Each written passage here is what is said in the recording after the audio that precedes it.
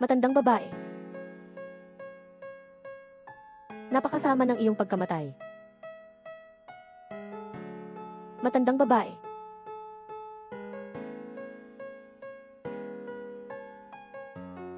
Sa'yo. Ano ba nang nangyari at ganyan kakabalisa? Sa'yo. Dumating na po ang inyong pamilya sa kumpanya. Umiiyak at nagwawala po sila sa labas.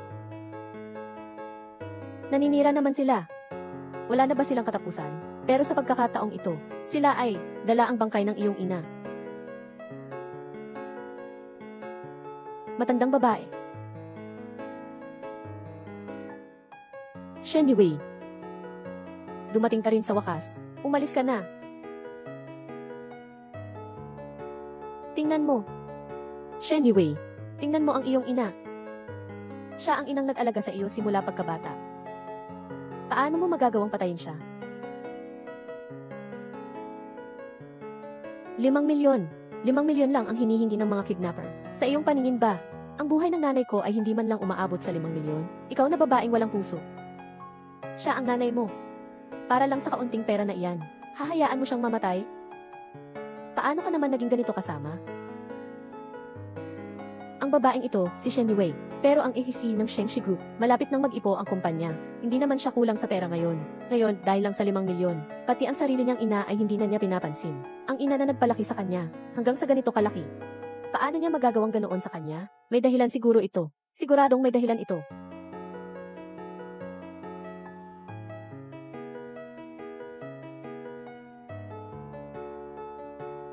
Patay na si Mama. Paano ka pa nakakapagtawa? Ano sa palagay mo? Ano sa palagay mo?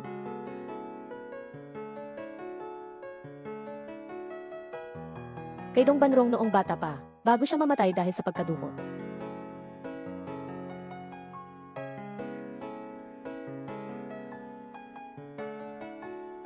Nanay. Nanay. Yawi. Sagipin mo ang nanay. 2 oras. Sa loob ng 2 oras, 5 milyon ay deposito sa account na ito. Kung hindi, papatayin ko siya. Nanay, kailangan mong magtiis. Nandito ang anak mo. Ililigtas kita. Chunlan, ang asawa ko. Tay, huwag ka munang mag-alala. Sisiguraduhin naming maliligtas si Mama. Yue, ninakaw si Mama. Wala masyadong pera si ate ngayon. Nakalabas lang ng kumpanya mo sa stock market. May pera ka naman sigurado. Kumuha ka ng 5 milyon. Walang problema yon, di ba? Naman, Yue, kunin mo na ang pera. Nasugatan ang nanay mo. Paulit-ulit na sumisigaw ng saklolo. Ang nanay mo dati, pero siya ang taong pinakamamahal sa akin. Nga. Mula pagkabata hanggang ngayon, ako ang pinakamamahal niya. Marahil dahil ako ang bunso sa pamilya. Ang pagmamahal niya sa akin ay higit pa sa pagmamahal niya sa ate ko.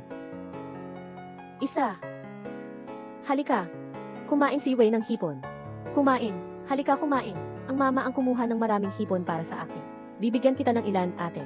Ayos lang. Ayoko kumain. Bunso, ang paglaki mo ngayon ay importante kaya. Kailangan kumain ka ng maraming karne. Ang bait-bait naman ni ate. Pero huwag masyadong madami. Huwag mong kalimutan na may pupuntahan pa tayo. Kumain ng cake.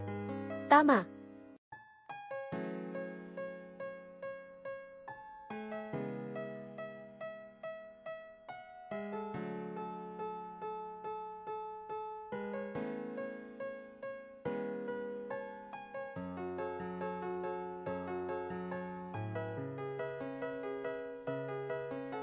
Nanay, sa buong mundo, ikaw ang pinakamamahal sa akin. Totoo ba? Nanay. Yue, dali na tayong mag-withdraw ng pera. Kung hindi ka kukuha ng pera, mamamatay na ang nanay. Di mamatay na siya.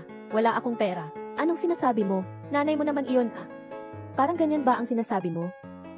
Asawa ko, hindi ito oras para magbiro. Ang 5 milyon ay para sa gamutan ni Mama. Sinabi ko na. Wala akong pera. Yue, yung mga bag mo, higit pa sa 5 milyon ang halaga nun lahat. Paano ka naman magkakaroon ng walang pera? Hindi. Kayo mga nakakainis, alam nyo ba na, nakahahadlang na kayo sa panonood ko ng telebisyon? Anong oras na ba? Nanonood ka pa ng telebisyon? Ang nanay natin ay dinukot. Dinukot si nanay, bakit hindi ka tumawag sa pulis? Anong kailangan mo sa akin? Dahil siya ang nanay mo. Anyway, pinag-alaga ka ng nanay mo ng maraming taon. Anong kalokohan ba yung pinagsasabi mo? Sumusobra ka na. Umabot ka pa sa puntong magsabi ng ganyang mga kalokohan. Kayong dalawang magkakapatid, huwag kayong mag-alala. Tatawag ako sa pulis.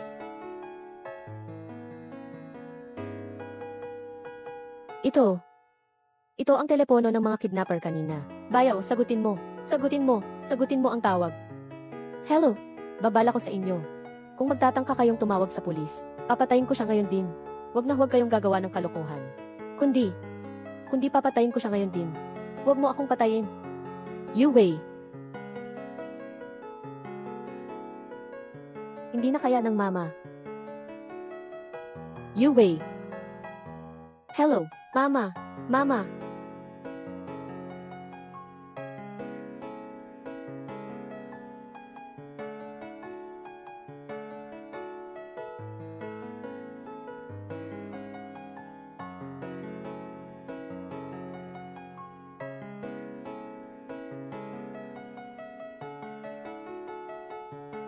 Birthday ngayon ni mama.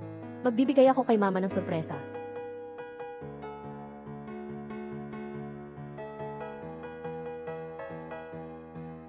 You Wei. Ayos ka lang ba? Wala ka bang sugat? Ayos lang ako. Ang kamay mo. Okay lang si mama. Basta si Wei. Basta hindi ka nasunog, okay na. Masakit ang kamay ni mama. Ayos lang. Basta para kay Wei. Kahit anong sakit ang maramdaman ng nanay, hindi masakit. Bata pa si Wei natin. Mag-aasawa pa siya balang araw. Kung mapapaso siya, hindi maganda iyon. Huwag ka nang umiyak. Mama, nanong pa rin si Wei. Paglaki ko, proprotektahan ko talaga si mama. Basta nandyan si mama, hindi ko hahayaang masaktan si Wei. Ni isang hiblaman. Ito ay kamay ng nanay. Chunlan. Anak ko. Nakababatang kapatid, pakiusap ko sa iyo. Isaalang-alang mo na ang nanay ang nagpalaki sa atin. Dahil sa lahat ng taong ito. Pakisalba lang po siya, pakiusap. Ayoko na siyang makitang masaktan pa ulit. Pakiusap po. You Wei, magpapakumbaba na ako sa iyo, pwede ba? Pakisalba na lang po ang nanay mo. Paano mo kakayaning makita ang nanay mo? Ay nako, ang hirap ng dinanas ko. Sobrang inalagaan ako ni mama. Nasunog pa ang kamay niya dahil sa pagligtas sa akin. Hanggang ngayon, may malubhang epekto pa rin iyon. Pati nga sa ratinidor, hindi na niya mahawakan ng maayos. Ito rin ang pinakamalaking pinagsisisihan ko sa buhay. At ang pinakaikinalulungkot ko sa kanya. You Wei, iligtas mo agad ang nanay mo. Tay, pagmamakaawa ko. You Wei, ikaw, ako. Hindi ko ililigtas. Ano? Bakit hindi mo siya tinulungan? Nga, Mrs. Ilang minuto lang naman ang pag-transfer ng pera. Kung maaga mo lang sana na-transfer, ay mas maaga sana natin na i-save si mama. Sabi ko na nga ba, wala akong pera. Naka-freeze na ang pondo ng kumpanya. Huwag mo nang banggitin ang 5 milyon. Wala akong mailabas kahit 500 lang. Na-freeze. Paano nangyari iyon? Paano naman natin masasabi ang pera ng kumpanya? Na na-freeze na lang basta? Ito ang pinaka-critical na panahon para sa paglilista ng kumpanya sa stock market. Siyempre, ipapa-freeze ko ang pondo para maiwasan ang anumang kaguluhan sa pananalapi. You Wei, kahit maubos ang pera ng kumpanya, sa iyong mga koneksyon lang, ang makapagtipo ng 5 milyon ay napakadaling gawin, hindi ba?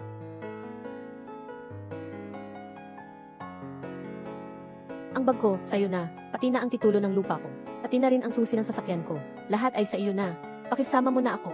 Ang perang ito ay ituring mong utang ko sa iyo, okay lang ba? Pakisama mo na ako, pautangin mo ako. Ano man ang halaga na gusto mo sa hinaharap, babayaran ko naman lahat, okay lang ba? Pakisama mo na ako. Hindi pwedeng may mangyaring masama kay mama. May kanya-kanyang tadhana ang bawat isa. 8. Isa pa. Walang lumilipad na langaw kung walang sira ang itlog. Bakit hindi ibang tao ang dinukot ng mga kidnapper? Bakit siya pa? Baka naman. Siya ang palihim na gumawa ng mga bagay na hindi dapat gawin, mga bagay na ikinahihiya niya. Kaya siya ginantihan ng tadhana. Matagal ko nang sinasabi sa inyo na dapat ninyo siyang pakialaman. Ngayon na may nangyari sa kanya, alam ninyo na lalapitan ninyo ako. Bakit ninyo pa pinagpaliban?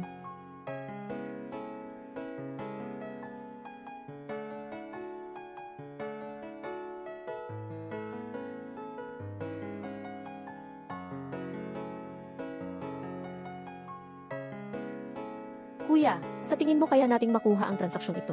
Magtatagumpay kaya tayo? Bahala na kung magtatagumpay o hindi. Ang mahalaga, mayaman ang babaeng yon. Kung magkano ang makukuha natin, Yun na iyon.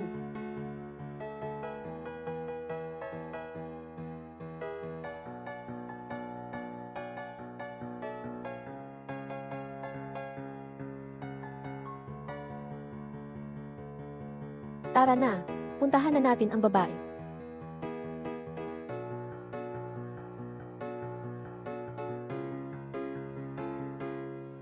Tare, tumakas yung babae. Habulin mo. Huminto ka. Huminto ka. Huminto ka. Huwag kang tumakbo. Huminto ka. Huminto ka. Huminto ka.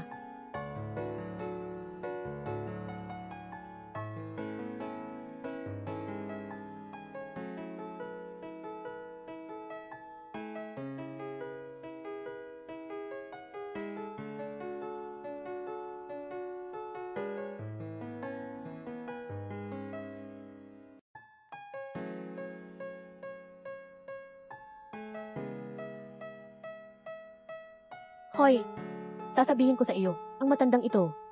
Pinatay si Shanjia. Ikaw, anong problema ko? Para lang sa isang matandang babae. Ang ingay-ingay ninyo ng matagal na. Nakakainis na kayo. Paano mo nasabi iyan sa aming ina? Pati ikaw rin. Qin Zihang, alam mo namang nanay ko siya, ano naman ang dapat kong sabihin? Wala kayong karapatang mangialam. Ikaw na manugang na umaasa sa pamilya ng iyong asawa. Ang dami mong sinasabi. Yu Wei, bakit mo naman masasabi iyan kay Zihang? Ayoko nang makipagtalo sa inyo. Umalis kayo sa daan. Mga tamad kayo buong araw. May gagawin pa ako. Shen Yue. Asawa. Asawa. Yue. Hoy. Ano? Nanay. Wala na. Ano?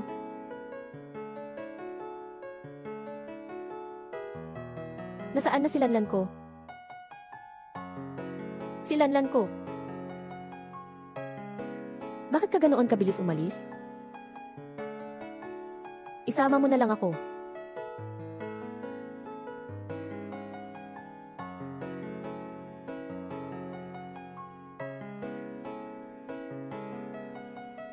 Sumakay ka na. Sagutin.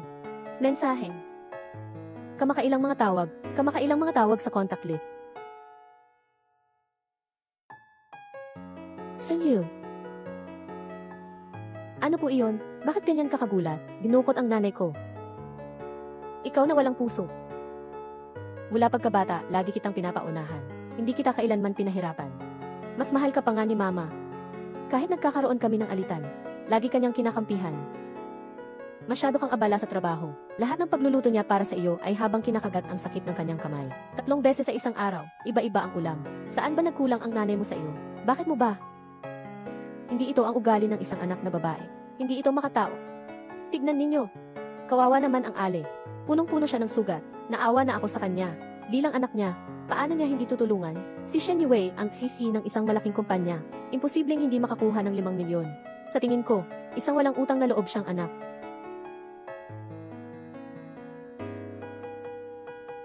Bansa. Ako ay isang walang utang na loob. Namatay siya. Dapat lang sa kanya iyon. Shen Yue, hindi ka lang walang utang na loob, kundi iniwan mo pa siyang namamatay. Sana'y hindi na lang kita naging kapatid. Patayin mo siya. Jin, ang babaeng may pusong ahas. Dapat lang na mapatay siya. Walang utang na loob, walang paggalang sa magulang, at wala ring pakialam sa buhay ng iba. Ang isang tulad mo ay hindi karapat-dapat maging si. Sa tingin ko, walang kwenta rin ang kumpanyang ito. Kaya, bakit hindi niyo na lang ako i-aresto? May batas ba na nagsasabi niyan? Kung ang nanay ko ay mapapaniwala ang dinukot, kailangan ko bang magbayad ng ransom para mailigtas siya? Ano pa ba ang kaya ninyong gawin bukod sa pagmumura sa akin dito? Bukod pa dyan, hindi mo rin naman siya nailigtas, di ba? Ikaw.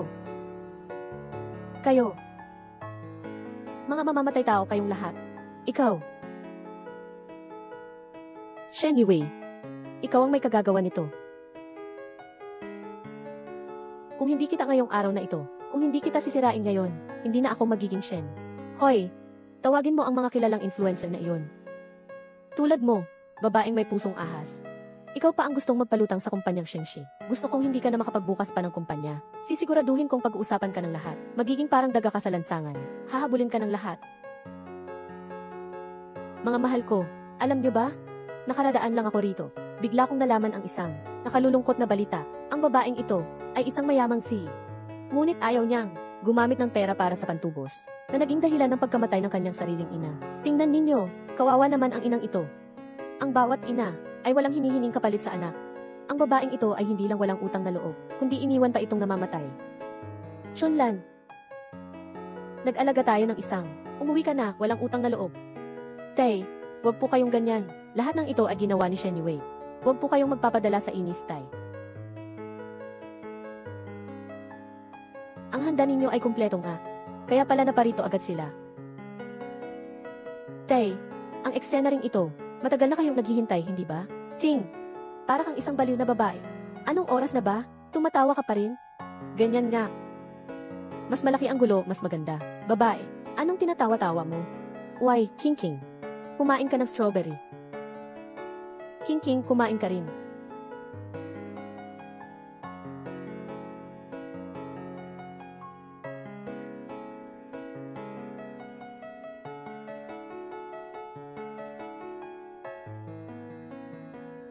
Dahil kompleto na kayong lahat. Hayaan niyong ipakita ninyo sa lahat ang totoong anyo ninyo. King. Shen Yue. Aba, naglakas loob ka pang saktan ako. Ikaw nga ang sinasaktan ko. Mukha kang walang hiya. Bakit mo sinaktan si King? Dahil dapat lang siyang masaktan. Ikaw, Shen Yue, paano mo nagawa? Ang lakas ng loob mong saktan ako. Anong masama kung sinaktan kita? Mag-comment kayo. Aisen, sampalin ninyo siya. Mag-comment kayo. Aisen, babaeng ito, may sakit ka ba sa pag-iisip? Ang bait-bait naman sa iyo ng pamilya nila. Tapos mga ahas ka pang manakit ng tao. Shen King, totoo bang sasabihin mo yan? May nagawa ba akong mali sa kanila? May mali ba akong nasabi? Saan ba kami nagkulang sa iyo?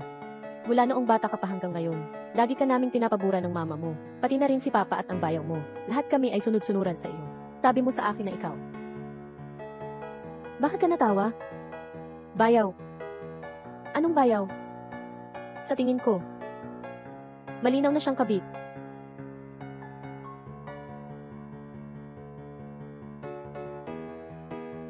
Mrs., paano mo ako madudumihan? Baliw kang babae ka. Hindi ko maintindihan ang sinasabi mo. Sana nga ay hindi mo talaga maintindihan. Hayop kang babae ka. Hindi pa ba sapat ang pagkamatay ng asawa ko dahil sa iyo? Ngayon sinisiraan mo pa si King. Kung magpapatuloy ka sa pagwawala mo, ipapasundo kita sa nanay mo. Sinisiraan. Napakagaling ninyong umarte. Mula pagkabata ko hanggang ngayon. Nilinlang ninyo ako. Ang gaganda ninyo naman. Shen King, nang pumasok ka sa mundo ng paggawa, tamad at walang gana, walang kumpanyang gustong kumuha sa iyo. Ang kumpanya ko lang ang patuloy na nagtitiisan. Pero ikaw, hindi ka pa nga marunong magpasalamat. Aba, samantalang wala ako at naghahanap buhay. Para sa pamilya natin. Nangangalunya ka pala sa aking asawa sa bahay. Tao ka pa ba? Anong sinasabi mo? Hindi ko maintindihan. Ibig kong sabihin, malinis ang konsensya ko at ng kapatid mo. Huwag kang magbiro. Ano? Ang ate ko at ang bayaw ko ay nagkaroon ng relasyon. Hindi ko pa nakikita. Sino ang makakaisip ng ganyang bagay? Ang lalaking ito ay umaasa sa kanyang asawa. Paano niya nagawang makipag-ugnayan sa ate ko? Kung itinago ninyo ito, marahil hindi ko talaga mapapansin ang kakaiba. Pero kayo, ang kapal naman ng mga mukha ninyo. Binigyan ninyo ako ng gamot pang patulog. Habang natutulog ako, sa tabi ng aking unan, hinalikan at nakipagtalik kayo sa aking asawa.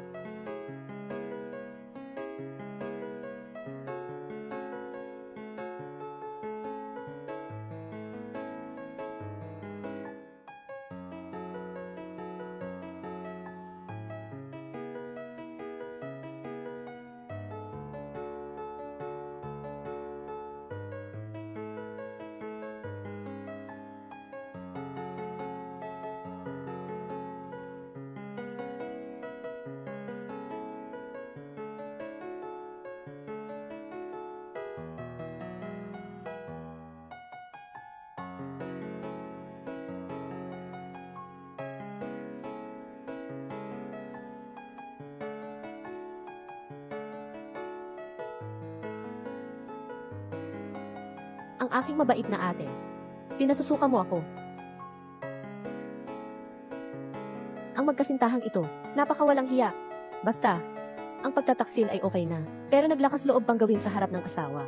Nakakasuka. Ano ang sinabi niya? Basta ba naniniwala kayo? Huwag ninyong kalimutan. Ang pagkamatay ng nanay ko ay dahil sa kanya. Nga. Kahit ano paman. Siya ay isang, ang walang hiyang anak na babae na hindi tumulong sa ina niyang nasa bingit na ng kamatayan. Anyway, hindi ko maintindihan kung bakit ka naging ganito. Ako, ikaw, Zihang, kahit na magkasama tayong lumaki mula pagkabata, pero kayo'y kasal na. Ganito ba ang tingin mo sa akin? Hindi pa ba sapat ang pagkamatay ni Mama dahil sa iyo? At ngayon, isisiraan mo pa ako. Wei hindi mo pwedeng gawin yan dahil walang silbi itong matandang ito.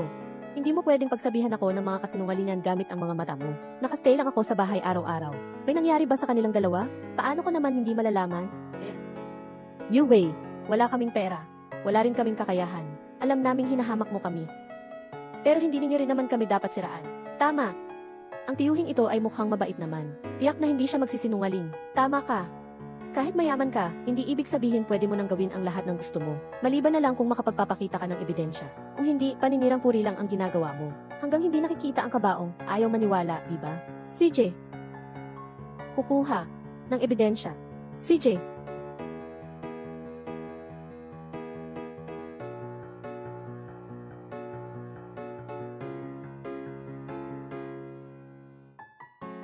Ito, ang mga ebidensyang hinahanap mo. Bansa.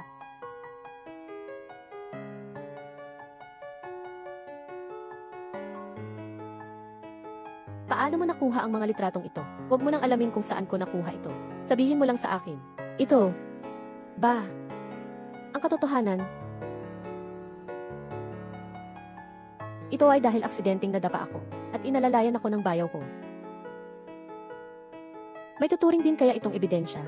Nga, hindi ka pwedeng manggulo ng walang dahilan. Tama.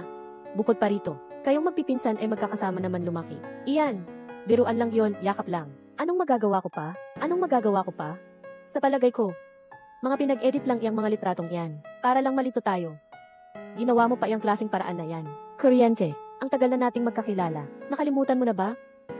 Ang ginagawa mo, makakapagpahinga na ba ang kaluluwa ng mama mo sa langit? Sabi mo, wala namang pruweba yan lahat.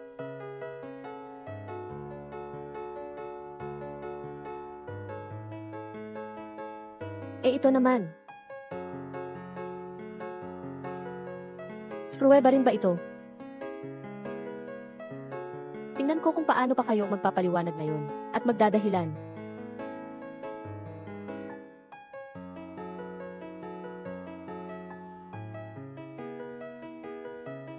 Magpadala, nga.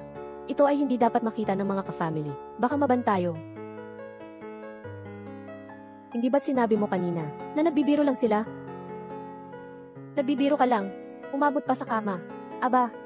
Ngayon, matibay na ang ebidensya. Napatunayan na silang nagkaroon ng relasyon. Tingnan natin kung anong dahilan pa ang sasabihin ninyo. Kaya pala, si Shen Wei pala, ang biktima sa relasyon na ito. Ay, kami ang nagtaksil. Magkababata kami. Ikaw ang nasa gitna, na sumingit. Kung hindi, ikaw ang pakakasalan ko. Si King lang.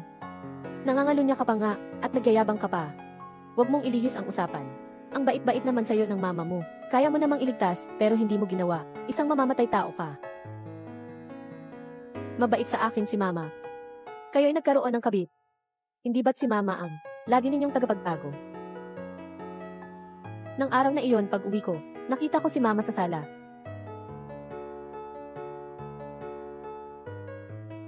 Wei, bakit ka bumalik? Hindi ka man lang tumawag.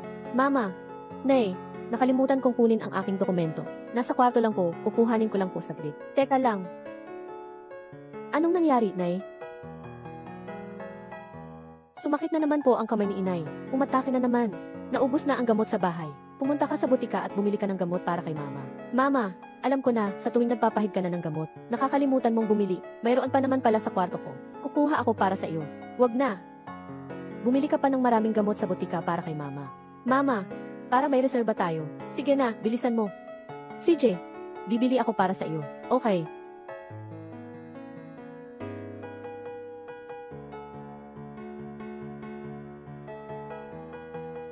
Hindi ko siya ginising. Iniisip kong bumalik sa kwarto. Kukunin ko lang ang mga dokumento at aalis na.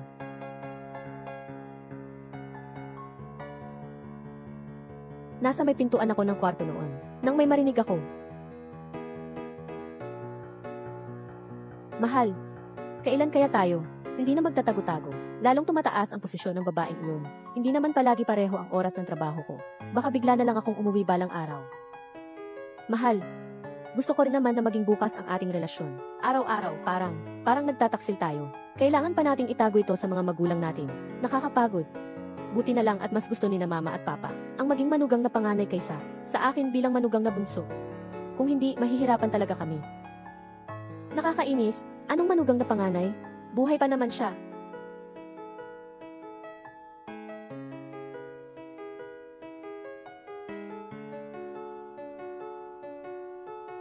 Hindi ako makapaniwala kahit anong mangyari.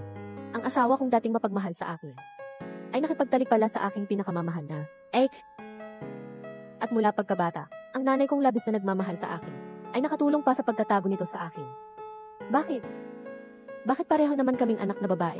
Ako pa ang pinagtaksilan ng buong pamilya? Akala ko, mali yata ang narinig ko. Kaya, naglagay ako ng TV sa bahay. At ang resulta, hindi lang pala kayo ang nakuhanan nito. Matibay na ebidensya ng pangangalo niya at kinunan pa ng mas malupit na katotohanan. Mama at Papa, nagpa-check up kami ni Zihang sa ospital. Ang matres ko at ng kapatid ko ay kompatible na. Ang galing, dali-dali, patingnan mo ako, nanay. Petsa ng pagpapalabas ng sertipiko, Enero 2025. Sabi pa ng doktor, ito na ang pinakaangkop na panahon para sa paglipat. Kaya dapat natin ipaopera na si Kingking agad. Pagkatapos ng operasyon, magiging isang buo na akong babae. Makakapag-anak na ako kay Zihang. Ang ganda! Ang ganda!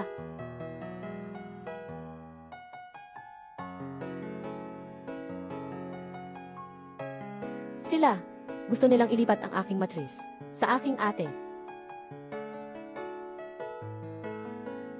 Pareho naman kaming anak ng aming mga magulang. Bakit ninyo aalisin ang aking mga organo? Bakit gagamitin ninyo ang isang anak na babae para ialay ang isa pang anak na babae? Bakit? Kaya, kinuha ko ang aming mga buhok para sa SEGI test.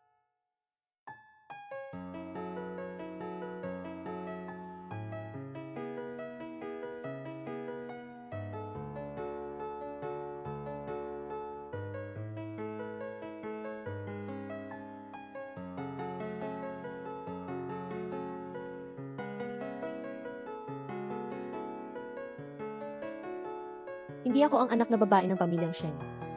Isa lamang ako. Isang batang maingat nilang pinili mula sa bahay ampunan at inalaga.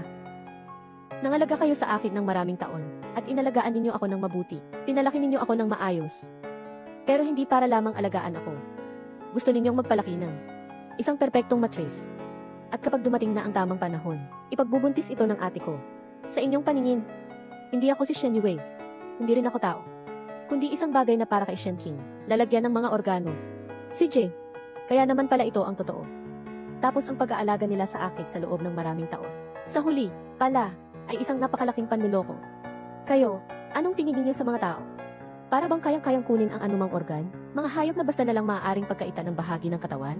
Basta't magsalita lang siya ay paniniwalaan na? Shen Yue, para lang makaiwas sa kasong pagpatay sa iyong ina, gagawin mo ang lahat kahit anong klaseng paraan pa yan. Tama.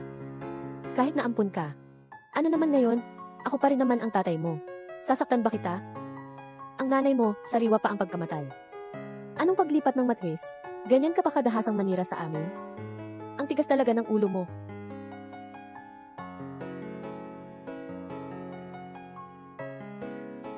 Ito. Ang patunay na iniligtas mo ako mula sa bahay ampunan 20 taon na ang nakakaraan. At ito naman, ay ang resulta ng pagsusuri noong bata pa ako na isinagawa mo. Gawin ang operasyon kay Shen King. Ang resulta ng pagsusuri ng ospital sa pagtutugma ng organo ay nagpapatunay. Sigurado ka ba na ako'y inilabas lamang sa ampunan nang mapagpasyahan na tugma ang aking mga organo sa kanya? Malinaw ang ebidensya. Kaya paano ninyo masasabing sinisiraan ko kayo? Pinagkukuhanan ka namin ng pagkain, tirahan, at damit sa loob ng mahigit 20 taon. Ano naman kung gusto ko lang ang isang organ mo? Hindi ka naman namin papatayin. Tama ang sinabi ng ate mo. Bukod pa rito, mas malaki ang utang na loob kaysa sa utang na buhay. Kahit na aso lang ang alagaan mo, dapat mayroon na rin kayong damdamin. Siya naman ang itinuring mong ina sa loob ng maraming taon. Kahit kapalit ng buhay mo pa, hindi mo dapat tanggihan. Nga. Kapalit ng buhay. Hindi ba ganito ang plano ninyo sa akin?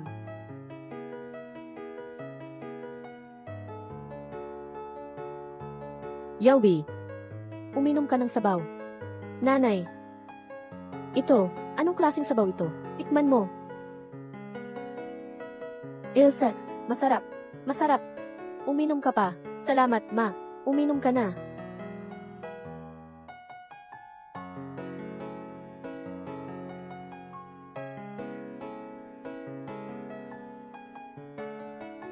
Ang init. Ang init. Ang init. Ang init. Hindi masaya. Eh ano pa nga ba? Ma, baka naman may nararamdaman ka na talaga sa kanya. Ikaw ang tunay kong anak na babae. Paano ko naman siya mamahalin? Impainuman ko lang siya ng pampalakas ng sinapupunan. Kung ikaw ang uminom niyan, masasaktan ka. Hintayin mo na lang ang mangyayari. Sigurado ang mama, nabibigyan kita ng malusog at perpektong buhay. Ganun pala iyon. Nanay, ang bait-bait mo. Hay naku, ang tanga mo naman. Hindi lang isang beses ninyo ako binaganyan. Sinaktan ninyo ako. Doktor, kumusta na po ang kalagayan ng nanay ko? May problema po sa bato ang pasyente. Maaaring kailangan ko ng transplant ng organo. Doktor, magpapasuri po ako. Suriin niyo po muna kami kung kompatible ba ang mga organo ko at ng nanay ko. Nung isang beses, nagkunwaring may sakit si mama at nagpatingin sa ospital. Para sa doktor na binayaran niya, sabi nila may sakit ang kanyang bato. Kusa pa akong nagpa-check up. Iniisip kong i-donate sa kanya ang aking organ. Hindi basta-basta ang pag-donate ng organ. Kailangan ng pirma sa kasunduan ng kusang pag-donate ng organ. Tapos, nagkasakit lang pala si mama para. Nilinlang niya ako para magpa-check up. Gusto lang niyang siguraduhin lagi kung malusog ba ang aking matris. Niloko pa nga niya ako. At pinapirmahan sa isang kasunduan sa kusang pag-donate ng organo. Basta't mailigtas ko lang si mama, pipirma ako.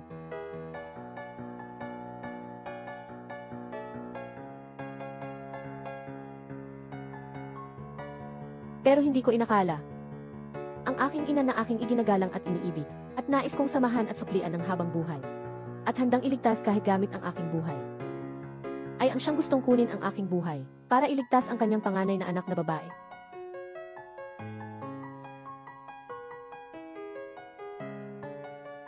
Akala ko, ginampanan ko na ang tungkulin ko bilang isang anak na babae.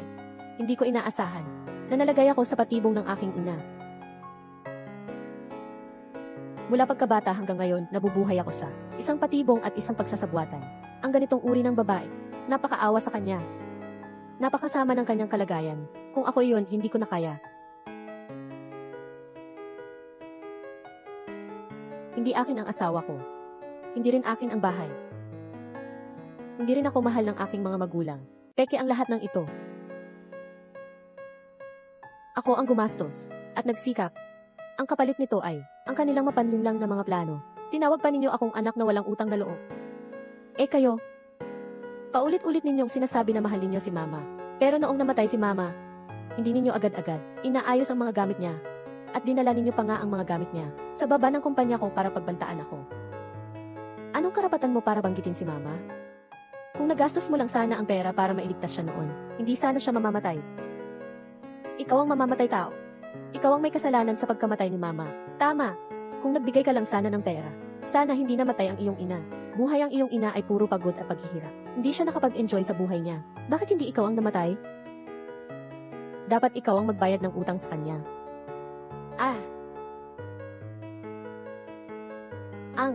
Ikaw na mamamatay tao. Bakit mo ako sinasaktan? Sasabihin ko sa iyo, tinawagan ko na ang pulis. Parating na sila. Tingnan natin kung gaano ka pa katapang. Pulis? CJ, inaabangan ko. Sa wakas, nandito na kayo. Siya iyon. Siya ang pumatay sa nanay ko. Dalhin niyo na siya. Opo, ginoo-ginang na pulis. Kaya kong magpatotoo. Siya, talagang isang baliw. Binabugbog mo lahat ng taong nakikita mo. Dalhin niyo siya agad sa mental hospital. Huwag na huwag ninyo siyang hahayaang makalabas pa. Shen King, sino ba talaga ang tunay na mamamatay tao? Mas alam mo iyan kaysa sa akin, di ba? Bakit ninyo ako dinadakip? Kapatid, mali ang inaresto ninyo. Nga, siya dapat ang inyong hulihin. Siya ang walang utang na loob, hindi nagbayad ng ransom, kaya namatay ang biyenan ko. May nagsumbong na pinlano ninyo ang pagdukot, na nagresulta ng pagkamatay. Sumama kayo sa amin ngayon. Huwag kayong mangahas na lumaban. Plano ninyong kidnapin siya. Ano nang sinasabi ninyo? Hindi ko maintindihan. Wala po kaming ginawang masama. Ang mga sinasabi mo, maliwanag na pagsisinungaling nitong babae laban sa amin. Siya ang may kasalanan sa pagkamatay ng nanay ko. Dapat ninyo siyang arestuhin. Matigas talaga ang ulo. Ito, ang pruweba. Ito ang ebidensya. Fuck. Shen Yue, ang babaeng iyon, ayaw na ayaw sumama sa amin. Kasi, ang laman lang ng isip niya ay ang trabaho. Pati pag-aya ko sa kanya sa bar. Sabi niya iwala siyang oras. Paano natin siya mapapatay? Hindi siya mamamatay, paano natin? Makukuha ang matris? Hay naku, ang laki ng utang na loob natin sa kanya. Wala na ba? Sa kanyang mga mata ang pamilya natin? Zihang An, kayong dalawa ay kasal na. Subukan mo namang makipag-usap sa kanya. Kung hindi, paano mo siya mapapalabas? Gusto ko rin sana, Papa. Pero ang babaeng iyon ay napakawalang puso. Hindi lang niya ako pinapakinggan. Sinasaway pa niya ako. Qin Zihang, nagsisisi ka na ba dahil matagal na kayong mag-asawa? Pinagsisisihan mo na, hindi mo na siya kayang patayin? Paano naman mangyayari iyon? Mahal, mula noon hanggang ngayon, wala akong naramdaman para sa kanya. Ni wala man lang pakialam. Isa lang naman siya, na instrumento natin sa pagpapayaman. Patayin na natin siya agad. At kunwari ay aksidente. Ganoon. Ang buong Xingshai Group ay magiging atin na. Ang sakit ni King King, kaya na rin itong gamutin. Tay, mag-isip ka naman ng paraan. Nga, Tay, para matapos na natin siya. Para makuha na natin ang pera, at mapagaling si King King, at maging masaya na tayong lahat. Magkasama kaming namumuhay. Mayroon na. Ayaw naming iwan ang mga anak, pero hindi naman namin mahuli ang lobo. Ano ang ibig sabihin yan? Tinawag namin siya. Pero hindi siya lumalabas. Pero, kung ang nanay mo ito,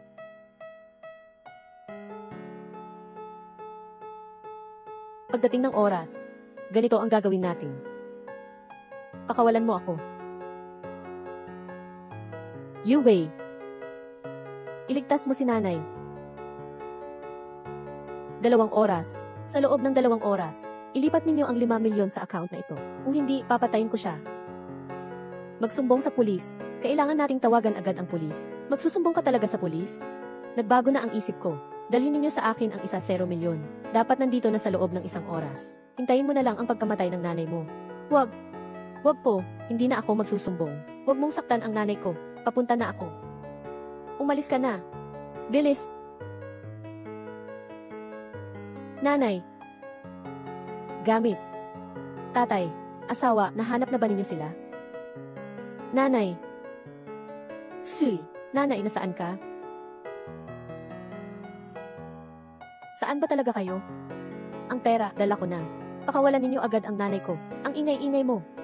Manahimik ka nga. Sinabi ko ngang ang ingay-ingay mo. Umiiyak ka pa sa loob ng sasakyan. At dito ka pa rin nagsisigaw. Pero, kinidnap si Mama. Si Mama naman yun, ah. Si Mama natin. Anong nangyari? Han.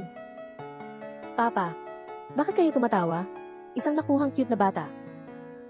May karapatan pa bang tumawag ng mama? Nakuhang bata. Ate, ano ba nang pinagsasabi mo? Bakit hindi ko na maintindihan?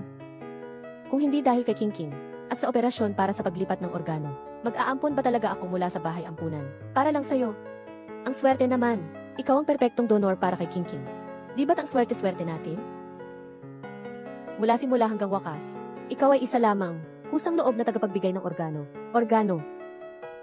Tagapagbigay. Ano ang ibig sabihin yan? Shen Yue, ngayon ko lang nalaman. Ang tanga-tanga mo naman pala, okay lang si Mama. Simulat sa pool. Sinadya naming planuhin yan. Isang pandaraya lang yon. Ano? Pinagbilhan ka namin ng sobrang mahal na insurance. Para kapag namatay ka na, ang iyong insurance, at ang kumpanya mo, sa amin na lahat yon. Ate, ikaw. Ano ba talaga ang gagawin ninyo? Asawa ko. Papa, may nagawa ba akong masama sa inyo? Bakit ninyo ako ginaganito? Masama. Ang pagiging buhay mo ay ang pinakamasamang bagay para sa akin. Dahil wala kang binibigay sa akin. Hindi mo ako binibigyan ng pera. Kaya dapat kang mamatay.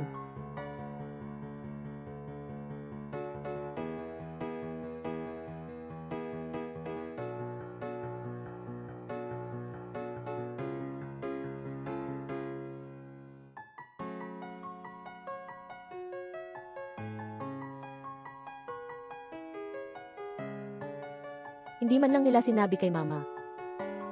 Isang pagsasanay lang ito. Para lang maging makatotohanan ang pagkukunwaring pagdukot. Mas makatotohanan lang ang nakikita. Ipapakidnap ko ang nanay mo. Hindi ako maniniwala kay Shen Yue kung hindi siya lalabas. Tama. Si Shen Yue ang pinakamalapit sa nanay. Kapag may nangyari sa kanya, si Shen Yue ay tiyak na mababaliw sa pag-aalala. Pagdating ng panahon, kung sasabihin mong pumunta siya sa silangan, hindi siya pupunta sa kanluran. Kung utusan mo siyang hulihin ang aso, hindi niya kailanman hahabulin ang manok. Pero ang dulang ito, dapat gampanan ng kapanipaniwala. Si Shen Yue ay nakapag-aral na. Mahirap lokohin, dapat nating iwasan na mahalata niya ang ating mga pagkukulang. Kung hindi, mawawala lang ang lahat ng ating pagod. Kailangan nating mag-isip ng paraan para maniwala si Shen Yue. Kahit labag sa loob niya, madali lang yan. Ipapakita na lang natin sa kanya ang ating plano. Huwag mong sabihin sa nanay mo, mas lalo siyang matatakot. Mas lalo siyang maniniwala. Kailangan lang nating gawing, nag-aalala at wala sa sarili si Shen Yue, para makuha natin ang pera. Makukuha na natin ang pera. Agad. Nanay, ayos lang. Naku, sandaling pagkagulat lang yon. Pagkatapos ng lahat ng ito, tayong mag-anak, di ba't magkakasama pa rin, at magiging masaya, para maging sigurado ang plano. Ako naman, ay naghanda pa ng isang maliit na kagamitan. Hintayin mo. Tingnan ninyo. Ito ay akin, na maingat na inihandang peking kamay. Totoo nga. Pati ang peklat sa itaas, ay eksaktong kapareho ng nasa kamay ni Mama. Pagpapanggap lang naman ito. Dapat kompleto. Pagdating ng oras, itutulo ang peking dugo. Puputulin ang peking kamay. Tiyak na maniniwala si Shen Yue. Siguradong hiyaw ng hiyaw iyon sa takot. Wala na silang magagawa, kundi ang mapailalim sa ating kapangyarihan. Si Shen Yue naman, kapag nakita niya iyon, siguradong hiyaw ng hiyaw iyon sa takot. Wala na rin siyang magagawa, kundi ang mapailalim sa ating kapangyarihan. Pero nakalimutan nilang, si Mama ay isang babae rin. Nang maging hostage siya, na may hawak na kutsilyo, na nakatuon sa kanyang liig. Talagang natakot si Mama, akala niya papatayin na siya ng mga kidnapper. Kung hindi pa rin sila papayag doon, kailangan na lang naming gumawa ng mas nakakatakot pa.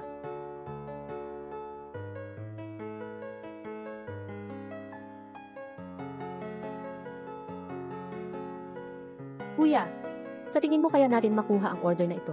Bahala na kung makuha man natin o hindi. Ang mahalaga, mayaman ang matandang iyon. Kung magkano ang makukuha natin. Yun na iyon.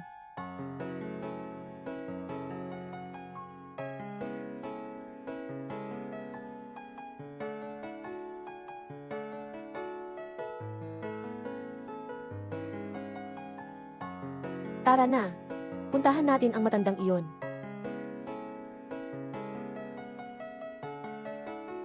Hayop! Tumakas ang matandang iyon. Habulin. Huminto ka. Huminto ka. Huminto ka. Huwag kang tumakbo. Huminto ka. Huminto ka.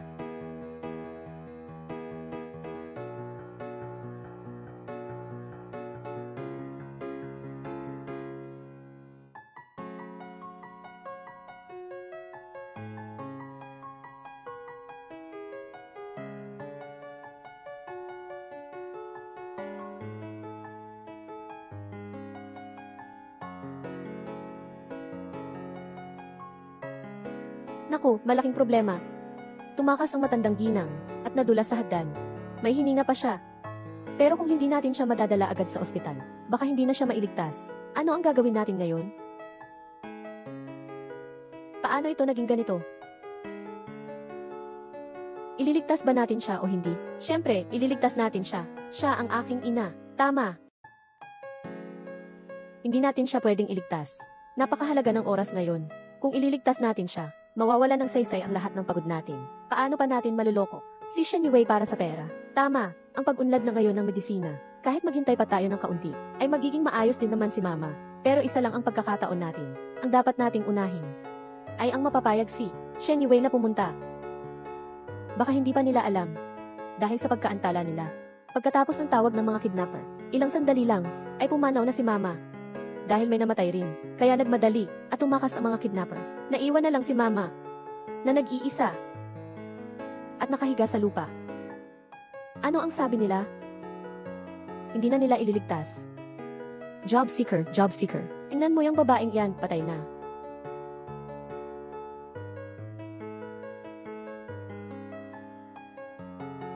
Wala na siyang hininga, wala na siyang hininga. Kuya, may namatay na.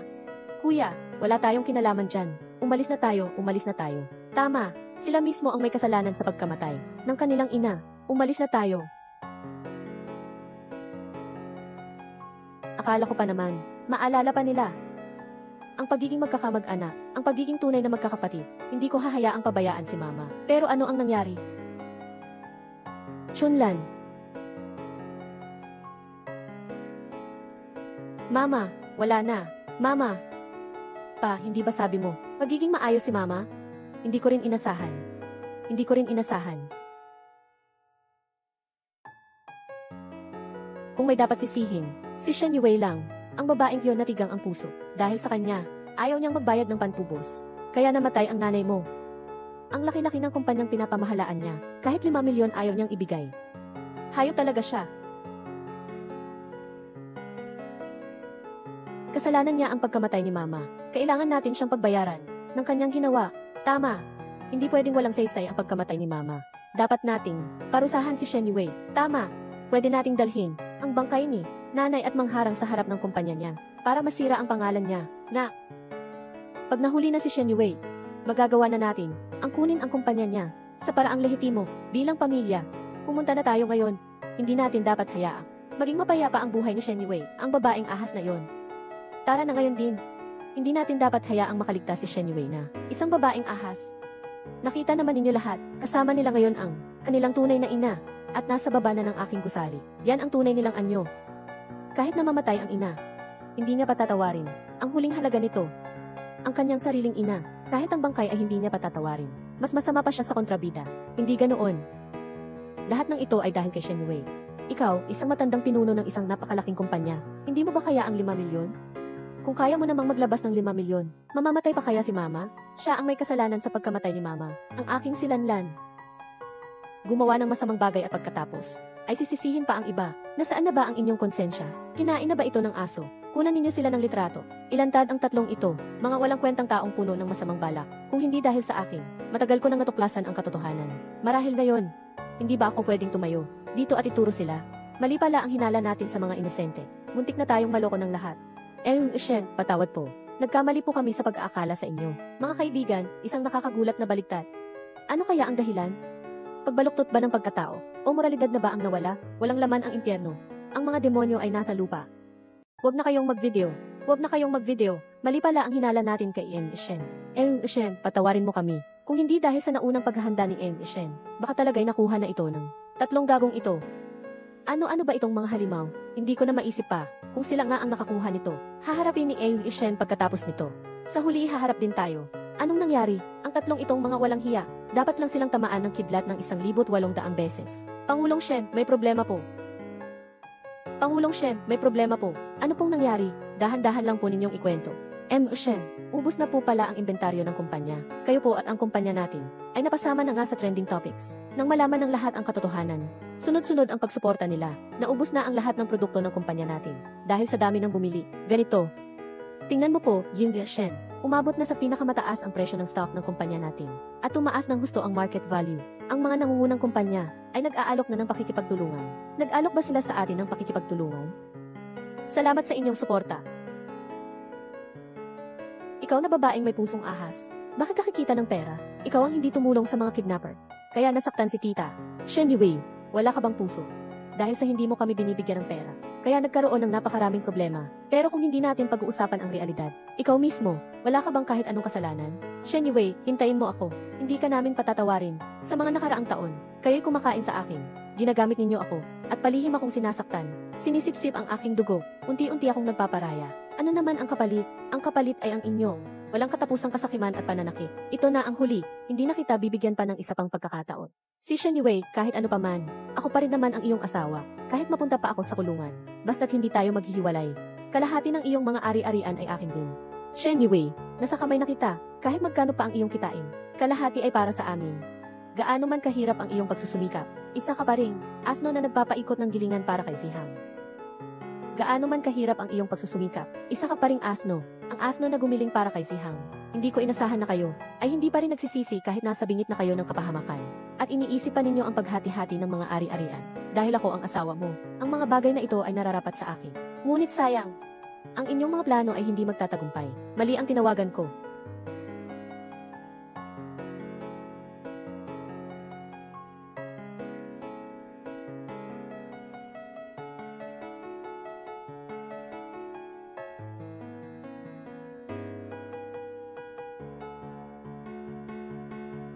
Taon.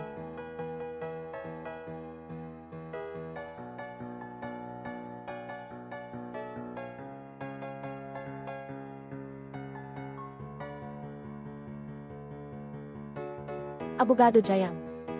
Nangaliwa ang asawa ko habang kasal kami. Gusto ko nang makipagdiborsyo sa kanya. Pakisuyong tulungan ninyo akong ayusin ito. Paghahati ng ari-arian. At ang isyu ng diborsyo rin, diba? Walang problema, Jim Shen. Kung kumpleto ang iyong mga ebidensya, maaaring direktang isagawa ang diborsyo sa pamamagitan ng arbitrasyon. Paalisin natin ang lalaking ito na walang dala. Nakahanda na ba ang mga gamit? Matagal na pong handa. Qin Zihang, idilat mo ng mabuti ang iyong mga mata at tingnan mong mabuti. Nakapag-utos na ako sa abogado ko na asikasuhin ito. Mula ngayon, wala na tayong kinalaman sa isa't isa. Nangaliwa ka habang kasal tayo, kaya wala kang karapatang magdala ng kahit ano. Ni isang sentimo ay wala kang makukuha. Ano? Wala kang makuhang kahit ano. Paano nangyari ito? Wala na si Chunlan, wala na rin ang pera. Yue, magkaibigan kami mula pagkabata. Pareho kayong si Shen King, siya ang nang-akit sa akin. Huwag na tayong magdiborsyo, okay lang ba? Alam kong nagkamali ako. Qin Zihang, niloko mo ako. Kayo ng anak mong babae ang may kasalanan. Ang sama ng naisip mo, tapos ako pa ang sinisi mo. Yue, hindi. Asawa ko, si Shen Chongshan ang nagmungkahi. Nakidnapin ang mama ko. Wala akong kinalaman dyan. Ikaw, traitor ka. Araw-araw mo akong nilalandi, matandang lalaki. Kaya tayo napunta sa ganitong sitwasyon. Papatayin kita ngayon. Matandang lalaki, akala mo ba mabuting tao pa? Pinatay mo ang asawa mo. Makatutulog ka pa kaya ng mahimbing? Sasakal kita. Umalis ka na nga, matandang lalaki. Tingnan mo, talagang aso't-aso nga ang pag-aaway nila. Buti nga sa kanila, ang masamang gawain ay may kaukulang parusa. Dalhin niyo na siya. Ikaw, nararapat lang ang iyong parusa. Hintayin mo ako, kahit maging multo pa ako, hindi kita mapapatawad.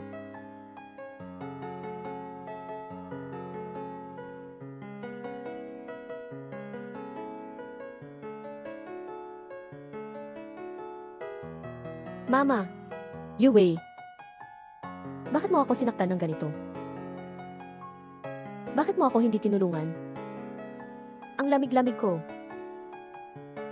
Gutom na ako.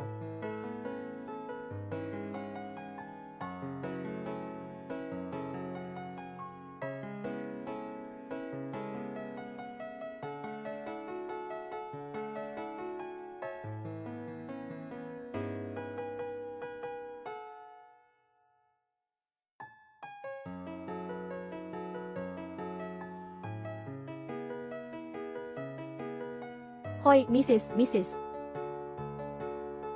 Ate, ang aking mahal na ate. Susunduin mo ba si ate para makalabas? Ano sa tingin mo? Mrs., pakiusap. Alam ko na talagang nagkamali ako. Kakaunti lang ang kinakain ko rito. At pinapalo pa ako ng mga kasama ko sa kulungan paggabi-gabi. Tingnan mo ang mga sugat ko sa mukha. Sila ang may gawa nito. Bunso, ate, sobrang namimiss na kita. Pakiusap. Pakilabas mo naman ako dito. Araw-araw akong binubugbog ng mga kasama ko rito sa kulungan. Hindi ko na talaga kaya, kahit isang araw pa lang. Nangangalo niya rin pala siya. At pinatay pa niya ang kanyang sariling ina. Binibigyan siya ng espesyal na pag-aalaga roon. Nararapat lang sa kanya ang lahat ng ito. Tapos na ang oras ng pagdalaw. Asawa ko. Pakiusap ko sa iyo. Matapos dalhin sina Qin Zihang at Shen King, mabilis din na nahuli ang dalawang kidnapper. Sa huli, wala sa kanila ang nakaligtas sa parusa ng batas. Kahit na hindi nakulong ang aming ama na si Shen Chongshan, nagkaroon siya ng sakit sa pag-iisip. Dinala ko siya sa mental hospital. Chunlan, ayos ka lang ba? Ang Ang galing. Ang galing. Kasalanan ko ang lahat ng nangyari kay Chunlan. May kasalanan ako. May kasalanan ako. Chunlan, bakit hindi ka pa namamatay? Huwag kang lalapit. Hindi ko kasalanan. Hindi ko kasalanan. Nag-aapoy na naman ang sakit ng pasyente. Habulin ninyo, Chunlan. Nanay. Dalawin natin siya.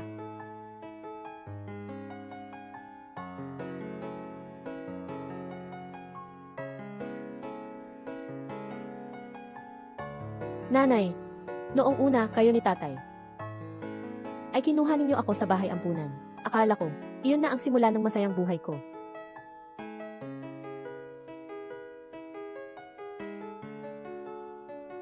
Salamat sa inyo.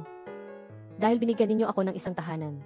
Ikaw, Papa, 8. Ang gaganda ninyo sa akin. At binigyan ninyo ako ng isang masayang pagkabata. At naramdaman ko ang init ng isang tahanan.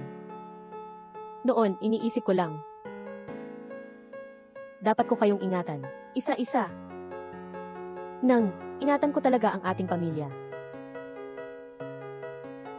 Basta't sama-sama tayong pamilya. Walang pag-iiba. Basta't may pagmamahal, walang anumang bagay na hindi malulutas. Kaya, Nanay, kung noon mo pa sinabi sa akin ang totoo, ang lahat ng ito ngayon, magiging iba kaya? Yu Wei, medyo lumaki ka na rin ngayon. May isang bagay na gusto kong sabihin sa iyo. Ang iyong ate ay may problema sa mattress. Hindi namin alam kung gaano katagal pa siya mabubuhay. Kaya, kami ng iyong ama ay nag-ampon sa iyo. Sana, sama-sama tayong mag-aalaga kay ate. Ha? Bunso, kapag dumating ang araw na mawala ako, dapat mo akong palitan sa pag-aalaga kina mama at papa. Gagawin ko. Swerte. Swerte.